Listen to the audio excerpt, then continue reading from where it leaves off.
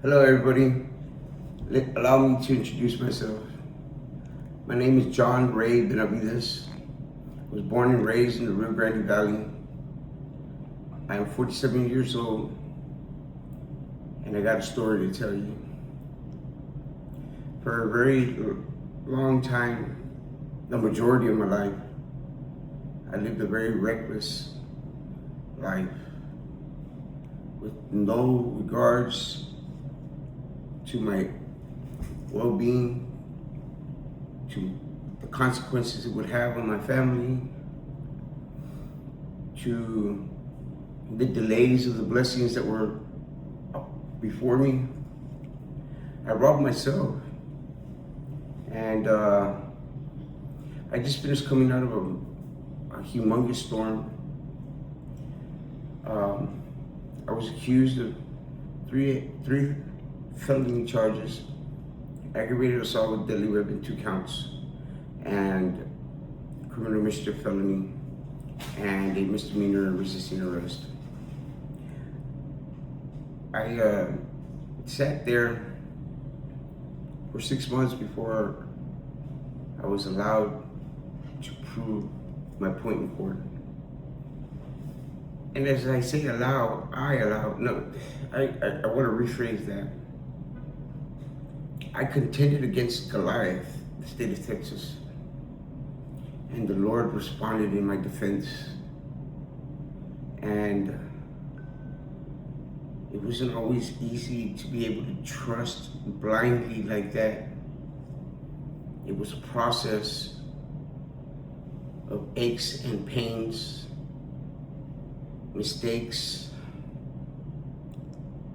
but I totally get it now. I understand now what faith is, as in Hebrews 11, where it states the faith of the ancients and what they demonstrated in their walks to demonstrate faith in God. Was I scared? Yeah. Did I worry from time to time? Yeah.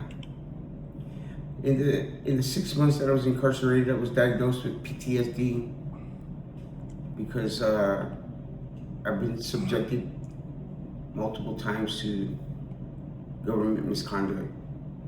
Problem was is that I didn't know what it looked like or how it was executed, and I automatically assumed that it was the way things were supposed to be. But I'm glad that the Lord had better plans for me, and that those past mistakes and the subjecting to misconduct and mistreatment and were all for a greater purpose. And like a person who has something very valuable, it isn't meant for me to hold on to and put it in a little treasure box. It's meant for me to demonstrate the power that the Lord has for each and every one of us. Amen. When we identify who He is, who we are, and how we can use this for the better will of God. Amen to that, Jay.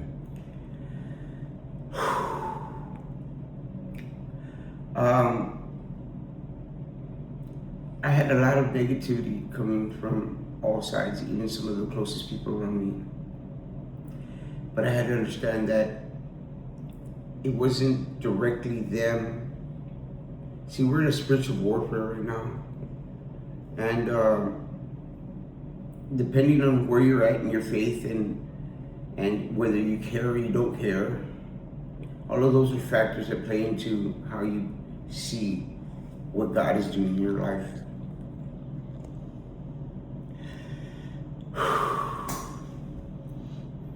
I even asked God, why did it have to be so hard? And I told myself, man, who am I to question Him?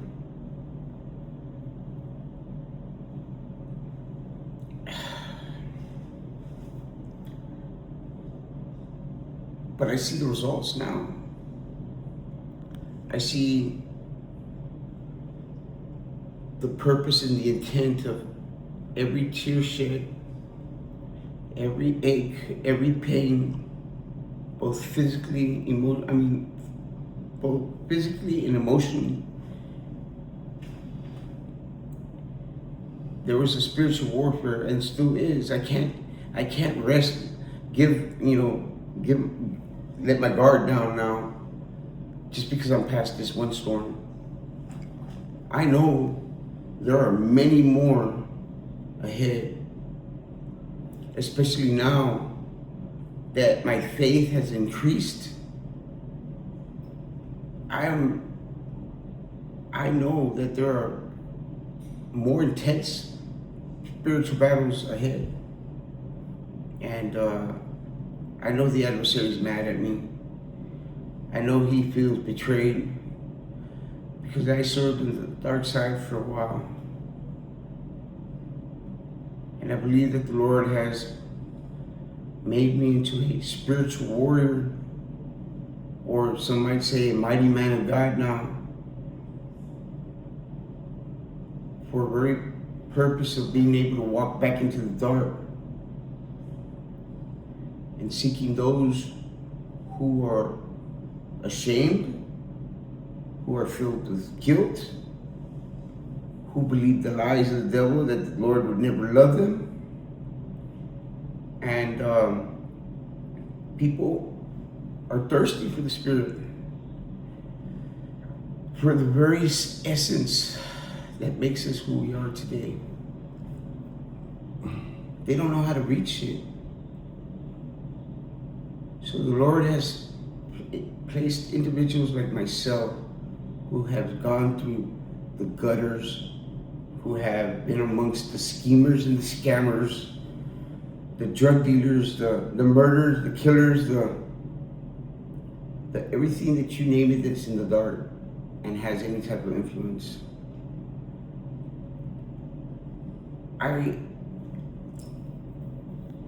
I made a decision to cross over several years ago.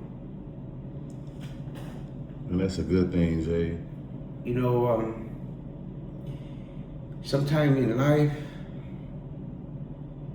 things hurt so bad that it brings you down to your knees. And you have no other choice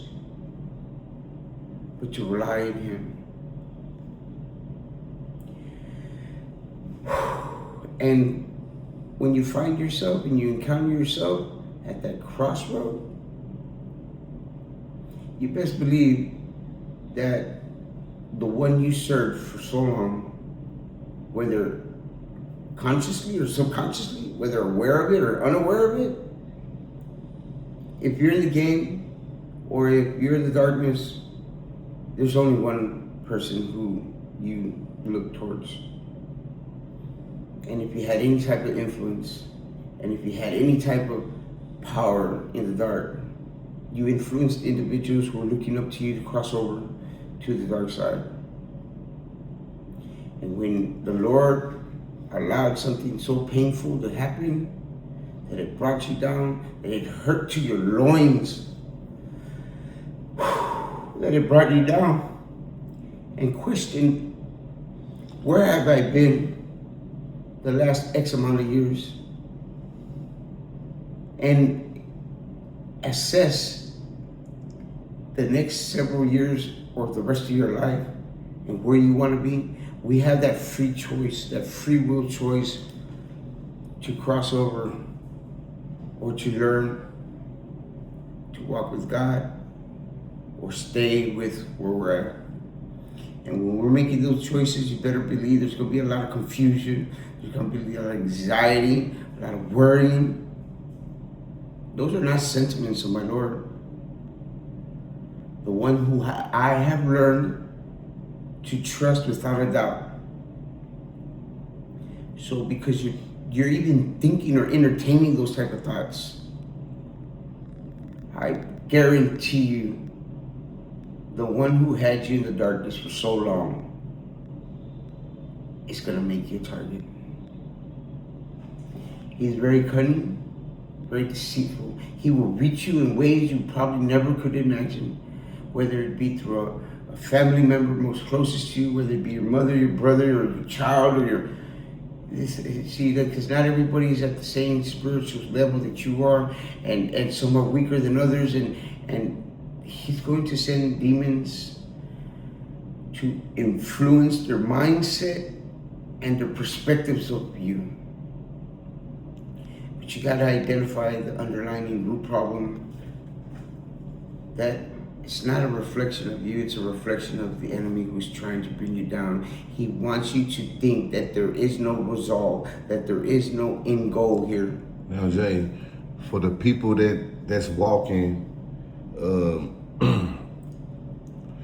that's walking and thinking they walking in the light and they think they doing it on their own, what advice do you got for them, for the people that think that they can just live life without walking God, breathing God, just knowing that it's just God, you putting God first? Like, what advice do you got for them, for the people that don't understand that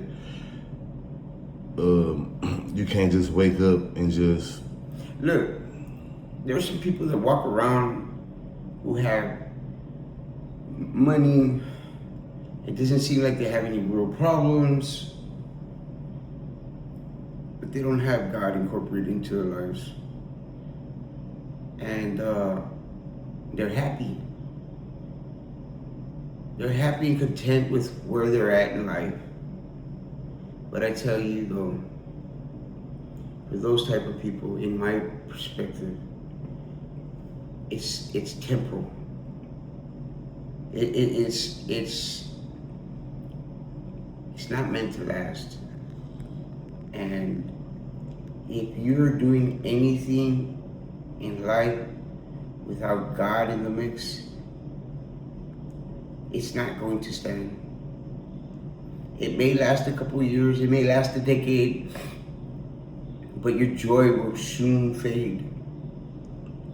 And worry and anxiety and all of these negative sentiments will start to come back into the house. And little by little you will fall. When you learn to trust in God and you ask Him to come into your life and you every move you do, you ask Him, is this aligned with God? Because I'm not saying you're going to be perfect. It's not going to be easy. But I have learned that you will know what joyfulness is when you learn to walk with God. Joyfulness is eternal.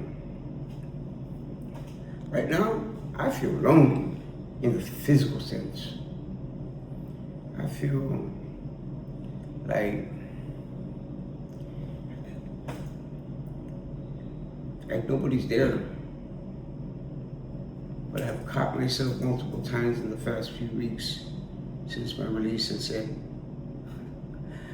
I'm lying to myself. I'm allowing the enemy to come in and plant deceitful thoughts. There ain't nobody there. There ain't nobody. You know what? In physical sense, there may not be nobody there. And that's okay. Because then I understood I never walked alone. The Lord has always been there for me. I chose not to incorporate Him into my decisions. And therefore, that's why I feel the way I feel. But He was always there for me. He's a gentleman. He wasn't going to force Himself in or intervene automatically. He was waiting for me to get sick and tired of being sick and tired of making the same choices, same decisions, bumping my head multiple times until it began to hurt. And turn around and like a child tells his father, Dad, that hurts. Can you help me? And only then will he come in. He's not going to do it on his own. That's what free will is. He wants us to love him on our own. So I started off with that intro to give you this story. Now, Jay, you a good dude, and Some would think otherwise. you very spiritual, and from what I heard in the streets, and getting to know you and everything, and just the things I heard about you. Like, I know you used to be part of the mafia. I know you used to be a big time drug dealer. I know. Well, I don't know about that, but And what did it take for you what did it take to make you just turn everything around? Because the person you are, with the kind of rank you got, you just don't walk away from that. the very first instance of my seed of turning my life around was the day that I found out that my daughter was conceived. That she was a little girl and she was coming to the world. Jada Raven of this. So I really heard that, Jay. So you my deepest condolences. When I found out that my wife was pregnant and that it was going to be a little girl, I said, man, I gotta start doing something different. And I tried to change my life around. See, the problem was I was trying on my own. And it didn't matter how many times I tried, it never worked. Because I didn't incorporate him into the equation. And I still got in trouble. She was only like 8, 9 months old when I went to prison. And I went to prison for 3.5 years. And when I came out, I swore to myself that I was going to change, and for the most part, I did. It wasn't as bad as I used to be, but I was still trying to ride the line, like try to. So basically, you think if you wasn't locked up, you think that you could have saved your daughter's life? No, I mean she's alive. She's 17 years old, but okay. Yeah. I'm sorry. No. They took him from me not because I was a bad parent, but because I was always incarcerated. So therefore, how could it be a good friend if I was never around? But they don't know that I was never home because I was working. I was on a truck, or I was in prison. But when I was home, I was working on an 18-wheeler year-round. Did I take time to be with him? Yeah. So going back on topic was that it was a process. And each time I fell, I had a choice whether to stay down or get up. Some people just don't get up anymore because they think, what's the use of getting back up? I'm gonna get knocked down again. They don't have confidence in themselves. How hard was it getting up, knowing that you a very influential person, and the stuff that's around you?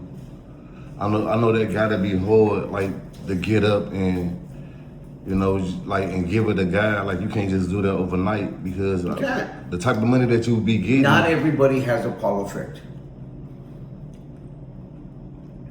There's different stages for different people, and I don't think I can answer that that question truthfully, because that's a question that must be taken up with God.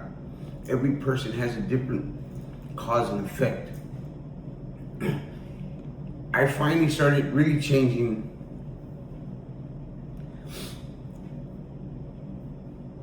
in 2017 when I was released from the federal prison. I was at the halfway house. I kept on telling myself I have to get this right. My kids are growing up. My mom is getting old. And I wanted to be there for my kids. And I moved, well, I not moved, but I lived in the Rio Grande Valley. I'd come up to South Texas, south of San Antonio, and work in the oil fields.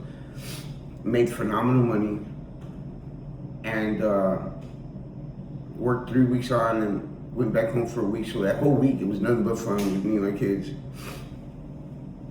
But somewhere in my shine, I got comfortable. and I began to slip away from depending on God. And like the analogy between the viper snake and the python snake, Yeah. it didn't take right away effect of my fading away from God. It was more like a python, how it starts to wrap around, or a boa constrictor starts to, and before its victim knows what's at hand, it's too late. It's already squeezing the life out of you. That's what worriness, anxiety, depression, those negative sentiments that are meant to keep you in guilt, shame, and remorse. Is that like a spirit, or what you call it, a It's spirit? Oh, you better believe it's a demon that you allowed to come in, because they're very cunning. It was implanted by another individual that it was influenced, because you allow these things, because at some point in time in your growth with God, you identify spirits or bad things, and so you start to try to stay away from those things. But you're not paying attention to the people. People get influenced just like we get influenced. And the influences, since I became stronger, the spirits couldn't influence me directly. So it decided to influence the ones around me. And not understanding So basically, at first, you was trying to walk in the light of God, and basically, I got overly confident in myself, and forgot that this wasn't of my own will. Just like Moses did when he got up, when they were asking him for the water for the cattle, and he got up on the wrong side of the bed, and he went up there and he says, "What must I do? Strike this rock for that water to come out?" See, his mistake was that he relied on himself. What must I do? No, it's what the Lord has done for me. but you able to get water, right? God was providing for the Israelites, but he gave power to Moses to be able to strike a rock for water to flow from the rock. And it would provide water for his cattle, for the people, etc. And the responsibility fell on Moses, and after so many years of having to deal with the bickering and the complaints, and he was the judge of the Israelites, or one of them, anyway, the main one. And he woke up one day in the Badis, I'm assuming, and became frustrated with his appointed task. And he thought it was, the way they described it was that he got reliant on himself. And it was never him. It was always God who made the water flow from the rock. The whole striking thing was not Moses, but God's power. And sometimes we get overly confident with our skills, with our know-how, just like I did when I was working in the oil fields. I was on top of the world. I was making $3,500 a week. So basically, you forget that God gave you the skill. When we get comfortable, we get comfortable in our own ways.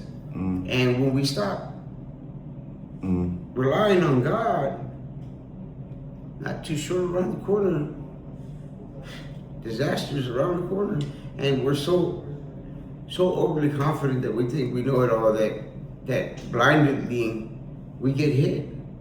Since we're not expecting the hit, it takes effect.